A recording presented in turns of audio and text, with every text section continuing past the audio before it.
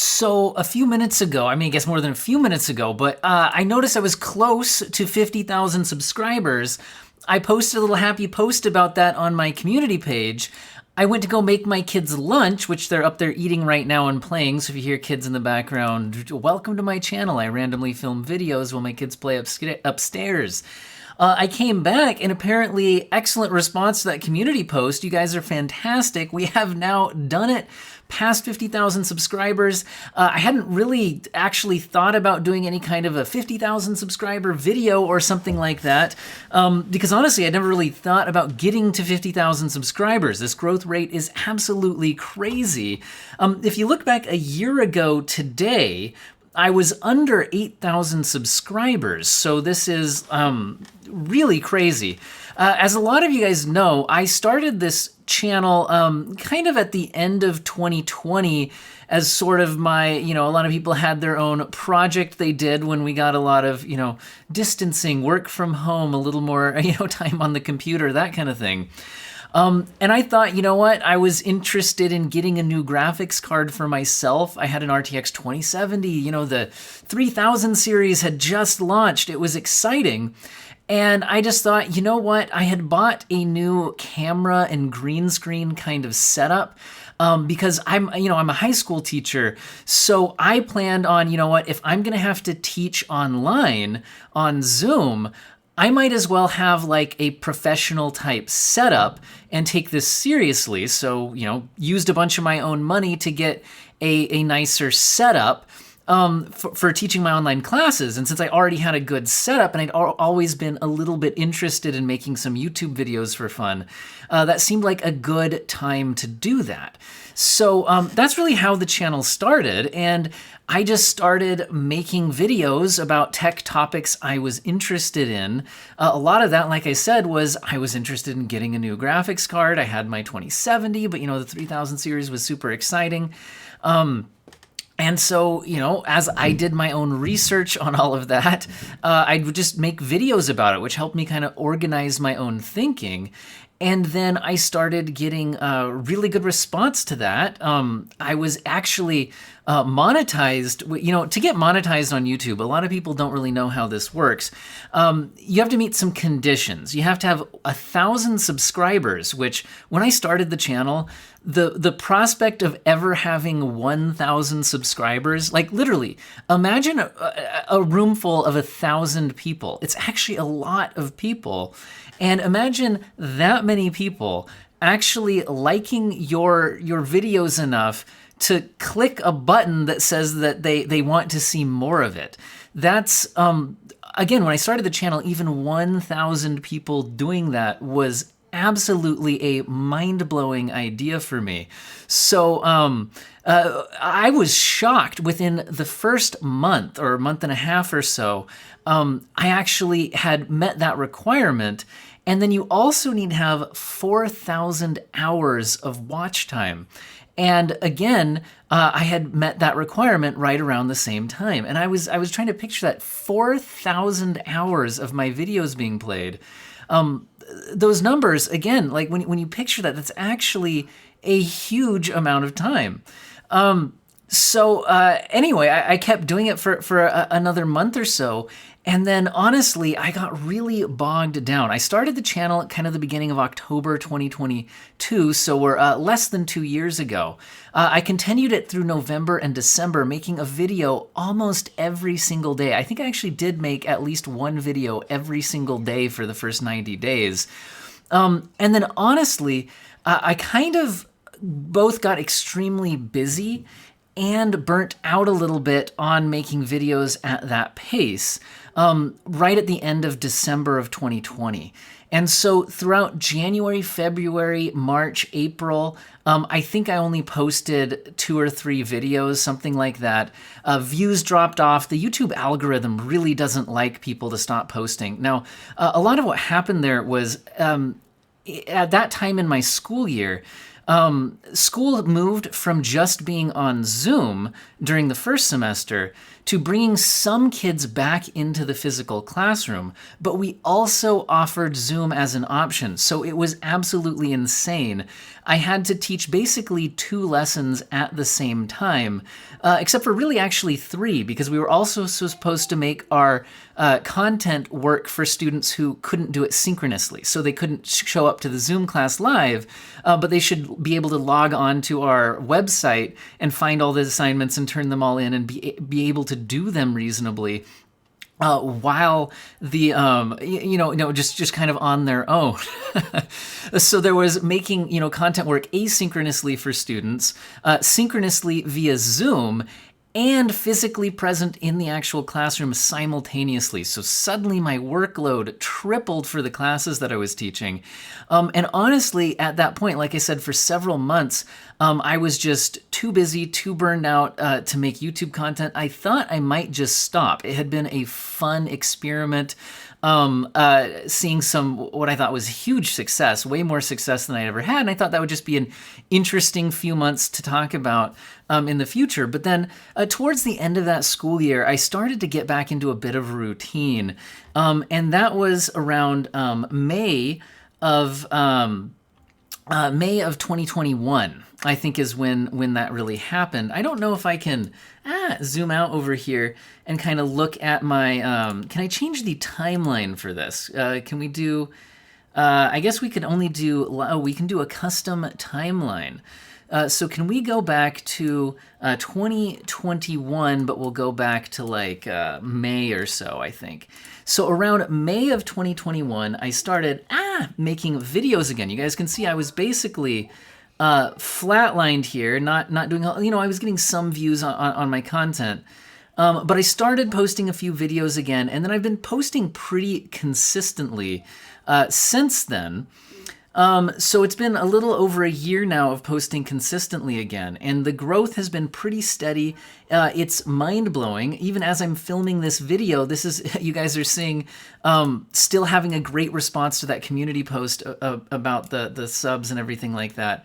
And I've got to say, this is really, really heartening, because remember how I mentioned when I had that sudden like tripling of my workload and I stopped posting YouTube videos again. I'm going to be honest that over the summer, I've had an absolute blast, not really working full-time on the channel, but more like an actual part-time job schedule. I put in at least a few hours a day, some days 12 hours, some days not at all. But over the summer, with the success of my channel, I've been able to reinvest the ad revenue back into buying more graphics cards. My channel's been too small, and to be honest, I haven't really sought out review samples of graphics cards. I've been purchasing the graphics cards that I review on the channel, and that's what I've been doing mostly with my ad revenue. And then, doing the big head-to-head benchmark comparisons that I've been doing, takes a staggering amount of time to run. There's channels that do a whole bunch of games or a whole bunch of graphics cards. But what I tried to do to find my own little place in the GPU review niche, I guess, is what a lot of content does is they just run games at the ultra settings, do a side-by-side, and call it good. But what I've always felt, while that's useful for a relative percentage performance between the two graphics cards, what I've noticed is those aren't really actually the settings that people are going to use most likely to actually play the games. A lot of channels kind of ignore DLSS and FSR because they're not equivalent and they're not running the games at their native resolution, so they don't use them in testing. But in reality, a lot of people will be using those technologies to boost performance, turning down graphics settings. Some people will use ray tracing, but what ray tracing settings? So, I found that getting a side-by-side comparison of that, and not just with percentage graphs, which is fantastic, but other channels do a better job of that than I do already.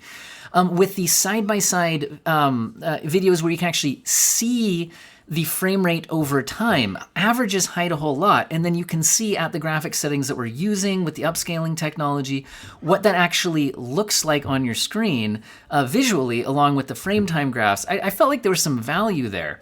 But like I said, running as many tests as I need to do, instead of just running like, let's just run Cyberpunk. So we'll test it out twice at 1080p and 1440p, or on a high-end GPU, maybe also 4K.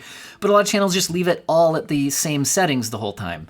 But, I might benchmark it at, low, medium, high, ultra, ray tracing low, ray tracing medium, ray tracing ultra, custom ray tracing with just reflections, all of those settings, but also using DLSS quality, DLSS balance, DLSS performance, FSR, When you start looking at all of the various combinations of graphic settings that you can run on games and multiple games and things like that, those benchmark videos take a huge amount of time. So I guess what I was getting at here is because I've been able to put that huge amount of time in over the summer to do that, I was getting really stressed out about this coming up school year. I'm actually back to work on Monday. I'm filming this video on Saturday. I might post it tonight or maybe tomorrow. I think I'll just post it after I film it. I already did a video this morning, but hey, whatever. 2 videos today, I guess. We'll see. But anyway, as I was saying, I start back to the school year on Monday, and I've been stressed out because I feel like I've been able to really boost the quality of my videos while not significantly stepping back on quantity. Like I said, I started out the channel posting a video every single day, sometimes more than one. And while I've boosted the quality of these videos, and that's required me to take a few days off every now and then, I've still been posting a lot of videos per week. So I've been thinking about, as the school year starts up, what do I do?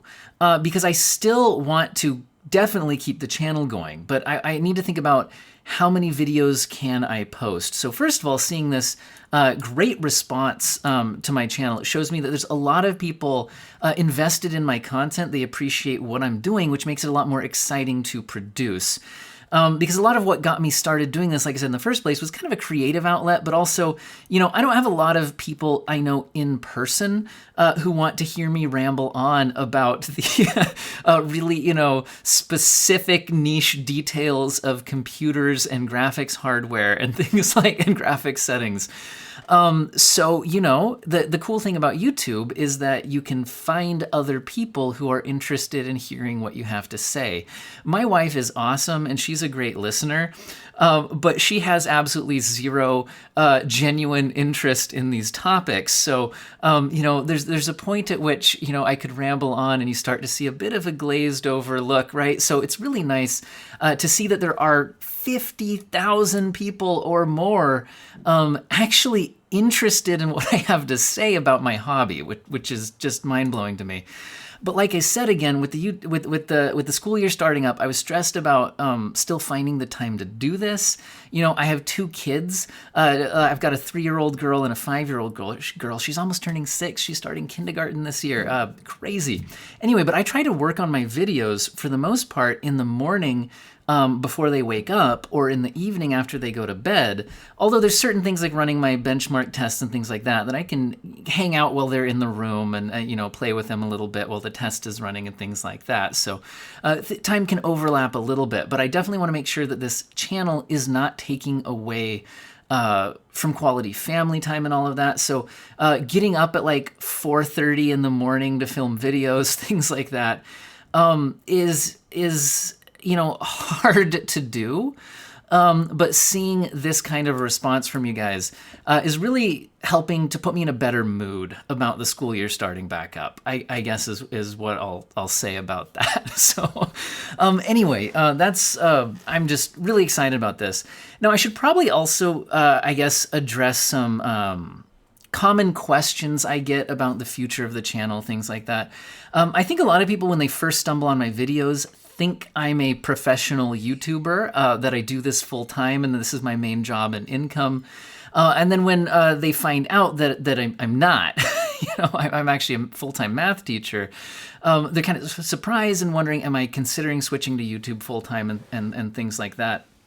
To be honest, I don't have any current plans of switching to doing this full-time, although I haven't also, ruled out that ever being a possibility.